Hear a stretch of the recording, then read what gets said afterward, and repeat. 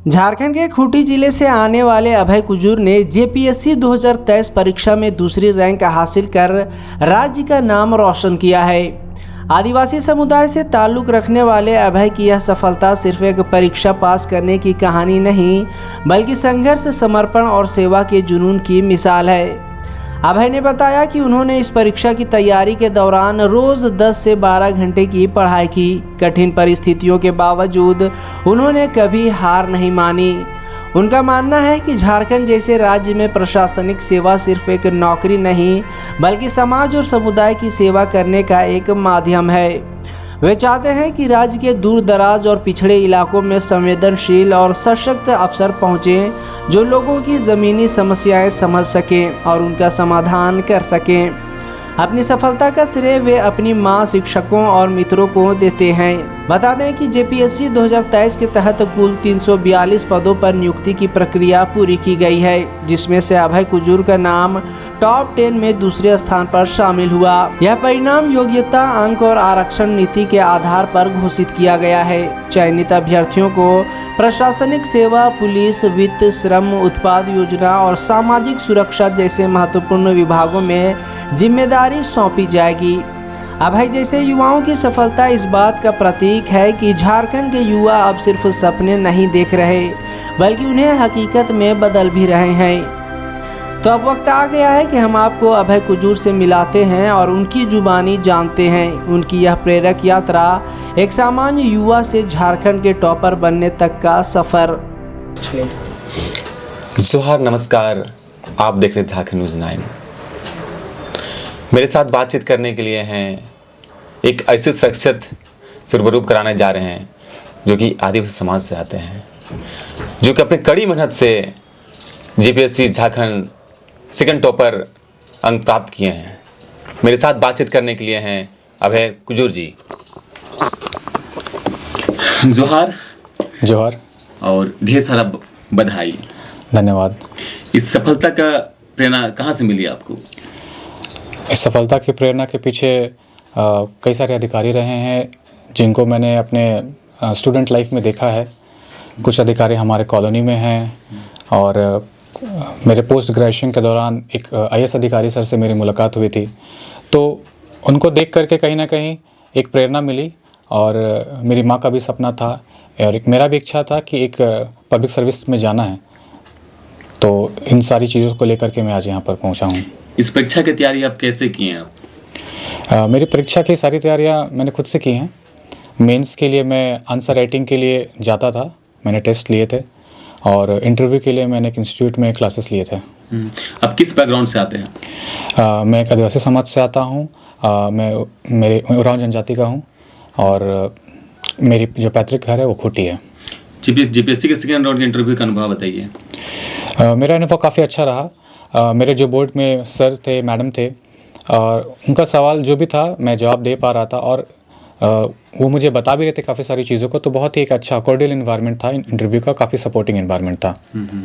आपने मुख्य परीक्षा की तैयारी किस राजनीति के तहत किए थे आप?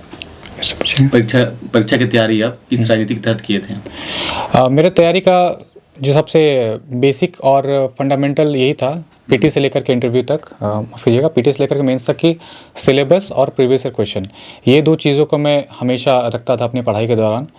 जिस भी विषय की मैं पढ़ाई कर रहा हूँ तो उस विषय की स्टैंडर्ड बुक्स और उस विषय का सब स्पेसिफिक सिलेबस और प्रीवियस ईयर क्वेश्चन, तो उससे मुझे ये आइडिया मिलता था कि सवाल कैसे पूछे जा रहे हैं और मेरा पढ़ने का तरीका कैसा होना चाहिए कि अगर मुझसे सवाल पूछे जाए तो मैं उसे किस रीति से बना पाऊँ। झारखंड के युवकों को क्या संदेश देना चाहेंगे आप? झारखंड के युवकों को मेरा एक ही संदेश है कि आप किसी से कम नहीं हैं। कोई भी एग्ज़ाम, कोई भी पढ़ाई आपकी मेहनत मांगती है, ईमानदारी मांगती है। देने वाला परमेश्वर है। आप अपनी पढ़ाई को ईमानदारी से कीजिए और ये ना सोचिए कि हमारा जो ये है कट ऑफ है कैसा होगा। आप हमेशा अपना 100% दीजिए। आप अपना 100% दीजिएगा, ईमानदारी से पढ़िएगा, ज़रूर आपको सफलता मिलेगी। आप किस कोचिंग से पढ़ाई किए थे या फिर खुद से तैयारी किए थे आप? मैंने खुद से तैयारी की थी और मेंस के लिए मैं आंसर राइटिंग के लिए जाता था और इंटरव्यू के लिए मैंने एक इंस्टीट्यूट से क्लासेस लिए थे। आप किन किन चुनौतियों का सामना करना पड़ा आपको इस तैयारी को लेके? इस एग्ज़ाम में क्योंकि सफलता प्राप्त करते मुझे 2019 में मैंने तैयारी शुरू की थी और आज 2025 6 साल हो गए। तो ये 6 साल का जो समय था काफ़ी लंबा समय है। तो इस दौरान जब मैं पिछले अटेम्प्ट्स में दूसरे एग्ज़ाम्स में पीटी भी नहीं क्लियर होता था मेरा, तो एक निराशा हाथ लगती थी कि तैयारियां हो रही हैं लेकिन क्यों नहीं हो रहा है रिज़ल्ट। तो वो एक चैलेंज होता था बार बार। लेकिन मैं माँ को बहुत धन्यवाद करता हूँ कि माँ ने हमेशा इनकरेज किया कि बेटा लगे रहो, ज़रूर होगा। तो इसी चीज़ें चलती चली गई और आज इस चीज़ सफल हो गया है सारा। आप इस पद के जरिए समाज के लिए क्या बदलाव लाना चाहेंगे? क्योंकि मैंने प्रशासनिक सेवा को चुना है, तो मुझे यह मौका मिलेगा कि मैं आम लोगों से जुड़ पाऊँ, ग्रास रूट लेवल में जुड़ पाऊँ।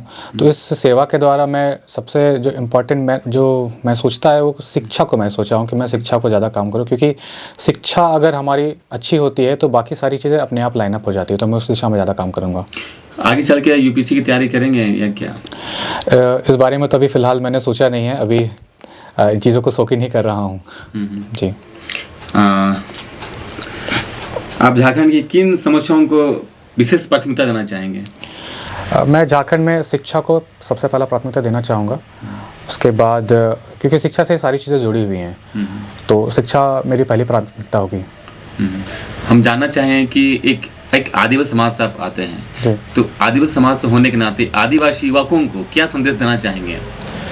आदिवासी मेरे भाई बहनों को यही संदेश है कि आप किसी से कम नहीं हैं। प्रतिभा सबके अंदर है और हम सब ने वो बचपन में कहानी पढ़ी है कि रस्सी घिसने से पत्थर पे भी निशान आ जाता है। तो आप अपनी पढ़ाई और मेहनत को कंटिन्यूस रखिएगा तो कोई भी एग्ज़ाम आपके लिए कठिन नहीं है। आप बस ईमानदारी से अपनी चीज़ों को करते रहिए, सफलता ज़रूर आपको मिलेगी। और जहाँ तक बात रहा हमारे इन्वायरमेंट का, तो ज़रूर सोशल लाइफ है, परंतु आपको अपने पढ़ाई तैयारियों में और सोशल लाइफ में एक बैलेंस बना के जाना ज़रूरी है। यदि आपने 8 घंटा पढ़ने का ठाना है और किसी कारणवश वो 8 घंटा आपका नहीं हो पाया, तो आपकी ये जिम्मेदारी बनती है कि आप उसको अगले दिन किस रीति से कवर करें।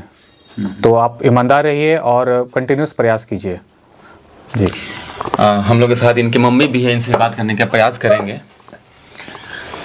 कैसा लग रहा है कि आपका बेटा इतना बड़ा मुकाम हासिल किया है? सबसे पहले तो मैं झारखंड वासियों को और विशेषकर हमारे आदिवासी समाज को मैं जोहार बोलती हूँ। जोहार जोहार। हाँ, और मुझको बहुत अच्छा लग रहा है, बेटा इतना बड़ा सफलता पाया है। तो कितना खुश हैं आप? बहुत खुश हूँ, उसका कोई सीमा नहीं है, लिमिट नहीं है। बहुत खुश हूँ और सबसे पहले पिता परमेश्वर को धन्यवाद कि उनका अनुग्रह रहा, उसकी कृपा रही। बेटा मेहनत किया ज़रूर, लेकिन सफलता तो परमेश्वर की ओर से मिली है। हमारे झारखंड के छोटे छोटे हम भाई बहनों के लिए क्या संदेश देना चाहेंगे आप? क्या कहेंगे? झारखंड के बच्चों के लिए मैं यही संदेश देना चाहती हूँ कि मेहनत करें, मेहनत करते रहें, सफलता ज़रूर मिलेगी। सफलता का श्रेय किसको देना चाहेंगे आप? सफलता का श्रेय सबसे पहले मैं प्रभु यीशु मसीह को देना चाहूँगा। मेरी फैमिली, मेरी माँ बहनें, भाई बहनें, जितने मेरे टीचर्स हैं, मेरे फ्रेंड्स हैं, इन सबको मैं सफलता का श्रेय देना चाहता हूँ। आज के लिए इतना ही, और इसी तरह से तरोताज़ा खबरों के साथ जुड़े रहिए मेरे साथ और देखते रहिए झारखंड न्यूज़ 9। कैमरामैन अनुज के साथ मैं प्रदीप।